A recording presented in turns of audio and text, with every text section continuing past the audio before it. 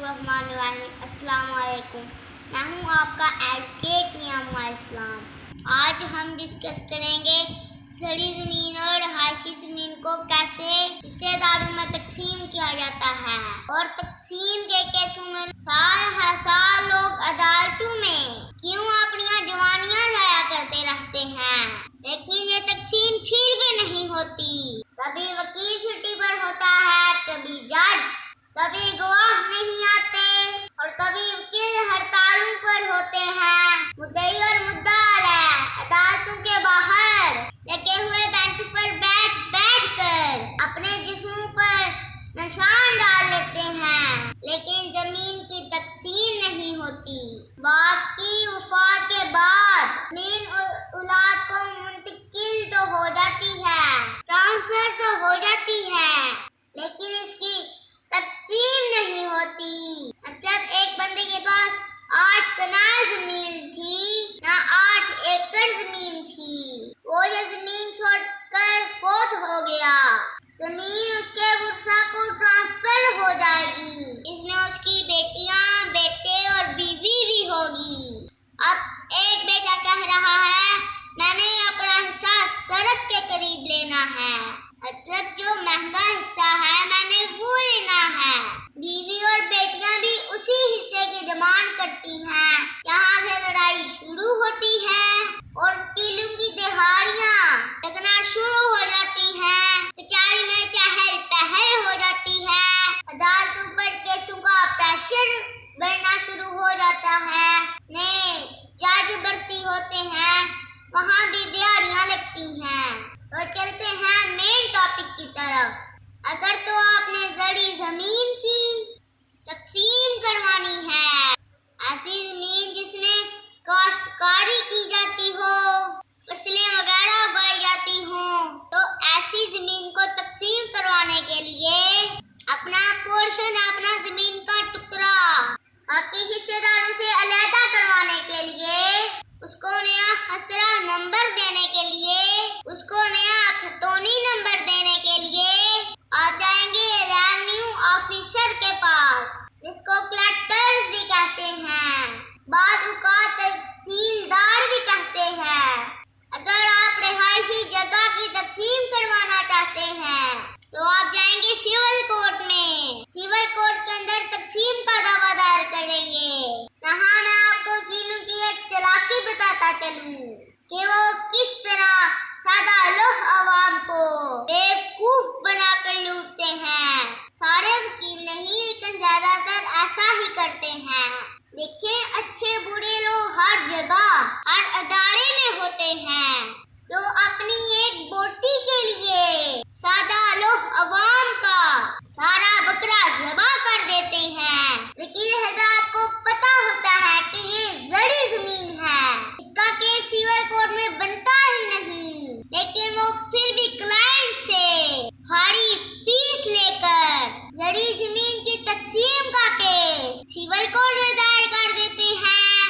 कई साल अदालत में ये साबित करने में लगा देते हैं, जज साहब देखें ये रिहायशी रकबा है, देखिए ना यहाँ कमरा बना हुआ है, बिजली का मीटर लगा हुआ है, अंदर खाने पीने और रहने का सामान पड़ा हुआ है।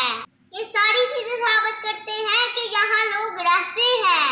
तारीफ पर तारीफ, तारीफ पर तारीफ लेकर केस को बिला वजह लंबा किया जाता है, दायर का नाकाबिले तलाफी नुकसान किया जाता है।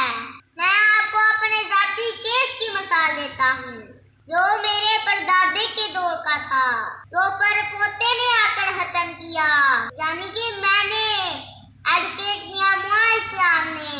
हमारी जमीन के साथ एक कुआं हुआ करता था, मतलब पानी का खूह, जिससे फसलों को पानी दिया जाता था। कुआं बनाने के लिए 21 मरले का रकबा चाहिए था, जो गांव के तकरीबन 7 जमींदारों की जमीनों में से 3-3 मरले काट कर बनाया गया था।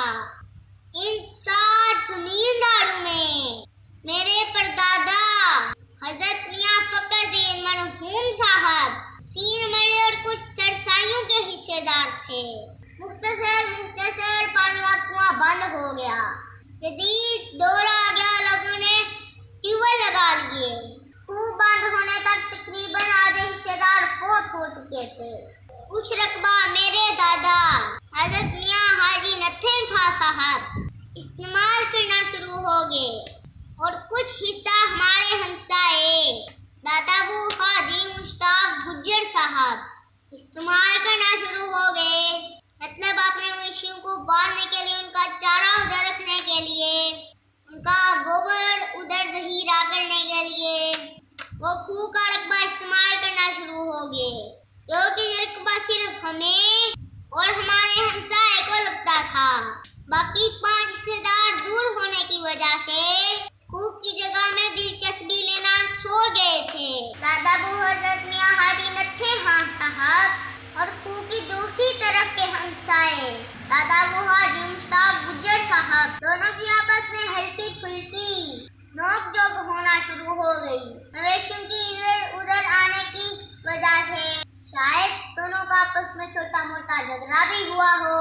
दादाबू हजरत मियां हाजी नत्थे खां साहब ने दादाबू हाजी मुश्ताक गुज्जर साहब को कहा कि इसे हिस्सेदारों में तकसीम कर देते हैं और अपने अपने हिस्से की 4 दीवारी कर देते हैं। दादाबू ने गांव के 2-4 बंधु को भी साथ मिलाया और दादाबू हाजी मुश्ताक गुज्जर साहब से रिक्वेस्ट की, आपस में बैठकर इस जगह को तकसीम कर लेते हैं। मैं यहाँ आपको एक बात बताता चलूं, जब कुआं बनाया गया था उसके सिर्फ 7 मालिक थे, मतलब 7 ओनर्स थे। जिस वक्त दादाबू ने तकसीम की बात की उस वक्त तक वो सब फौत हो चुके थे और उनका हिस्सा उनके बच्चों को मुंतकिल हो चुका था। आधे हिस्सेदार 60 से बढ़कर 35 से 40 हो चुके थे। हर एक का हिस्सा आधे मरले से भी कम रह चुका था। मुख्तसर दादाबू ने जगह की तकसीम के लिए तमाम ऑप्शंस यूज की, किसी न किसी तरह जगह तकसीम हो जाए और लड़ाई की नौबत न आए। लेकिन दादाबू हाजी मुश्ताक गुज्जर साहब ने कुछ वजूहात की बना पर, कुछ फैमिली रीजन की बुनियाद पर, कुछ ज्यादा हिस्सेदारों के होने की वजह से कोई पॉजिटिव रिस्पॉन्स न दिया। दादाबू हजरत मियां हाजी नत्थे खां साहब ने मजबूरन तकसीम का केस सिविल कोर्ट में दायर कर दिया। मुद्दई एक और मुद्दाला 50 से भी ज्यादा। सबको समन नोटिस हुए। मुद्दाला नंबर 8 हाजी मुश्ताक साहब के अलावा उधर कोई न जाता। किसी को अपने हिस्से में इंटरेस्ट नहीं थी क्योंकि हिस्सेदार बहुत ज्यादा हो गए थे। जायदाद तीसरी नस्ल में मुंतकिल हो गई थी। अब किसी के पास 50 और किसी के पास 100 फुट रह गया था। आप इतनी जमीन के लिए कोई अदालत में खज्जल तो नहीं होगा, लेकिन इन दोनों हमसायों की मजबूरी थी क्योंकि ये जगह सिर्फ इन दोनों को ही लगती थी। हाजी मुश्ताक साहब का जो कि कोई भाई नहीं था, इसलिए वो 3 मरले के 3 मरले उनके पास रही और दादाबू हजरत मियां हाजी नत्थे खां साहब उनके बहन भाइयों ने उनको अपना हिस्सा भी गिफ्ट कर दिया, इसलिए उनके पास भी 3 मरले रही। सिविल कोर्ट में केस शुरू हो गया। दावा तकसीम बराए हुक्म इम्तनाई, तारीख पर तारीख, तारीख पर तारीख पड़ती रही, लेकिन तकसीम ना हुई। दावा खारिज होता रहा, मुलम्मा दावा दायर होता रहा, स्टे मिलता रहा, स्टे टूटता रहा, जवाबी दावे आते रहे। मुखालिफ वकील कहने लगा ये तकसीम हो ही नहीं सकती। दोनों तरफों के वकील पैसे खाते रहे। मुद्दई और मुद्दाला जवानी से बुढ़ापे में जाने लगे। औलादें जवान हो गई, उनकी शादियां हो गई। तकसीम के केस ने दोनों के कारोबार बर्बाद कर दिए। दोनों ने अपनी औलादों को परदेश भेज दिया। अक्सर एक ही मोटरसाइकिल पर तारीख पर जाने लगे ताकि कुछ पैसे बच सकें। दोनों अपने आप से कंजूसी कर करके वकीलों की फीसें देने लगे। एक दूसरे को कहने लगे आज मेरी हाजिरी लगा देना, आज मैंने फोतकी पर जाना है। इसी दौरान 30 साल का अरसा गुजर गया, लेकिन वकीलों ने अपने पैसों के चक्कर में और हमारे अदालती निजाम के इस कदर फरसुदा होने की वजह से ये साबित ना हो सका सड़ी जमीन है या रिहायशी जमीन है, ये काबिल तकसीम है या ना काबिल तकसीम है, ये सिविल कोर्ट का मामला है या रेवेन्यू का। दादाबू हजरत मियां हाजी नत्थे खां साहब का सबसे छोटा बेटा भी केस के दौरान जवान होकर शादीशुदा हो गया और वकील बनना शुरू हो गया ताकि ये केस वो खुद ही लड़े।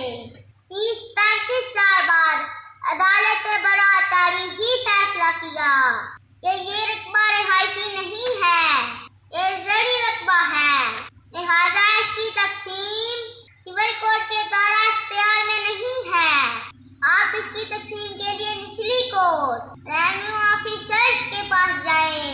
मतलब ये कि अदालतों और वकीलों ने दोनों जवानों को बुरा कर दिया सिर्फ ये साबित करने में कि ये रिहायशी जमीन नहीं बल्कि जड़ी है। आप सिविल कोर्ट की बजाय रेवेन्यू ऑफिसर्स के पास जाएं। इसके बाद क्या हुआ इसकी तफसील मैं आपको दूसरी वीडियो में बताऊंगा। मुझे उम्मीद है कि आपको पता चल गया होगा सड़ी जमीन की तकसीम कहाँ होती है और रिहायशी जमीन की तकसीम कहाँ होती है और वकील किस तरह सादा लोग अवाम को लूटते हैं और हमारा बुसीदा अदालती निजाम किस तरह नस्लों की नस्लें खा रहा है।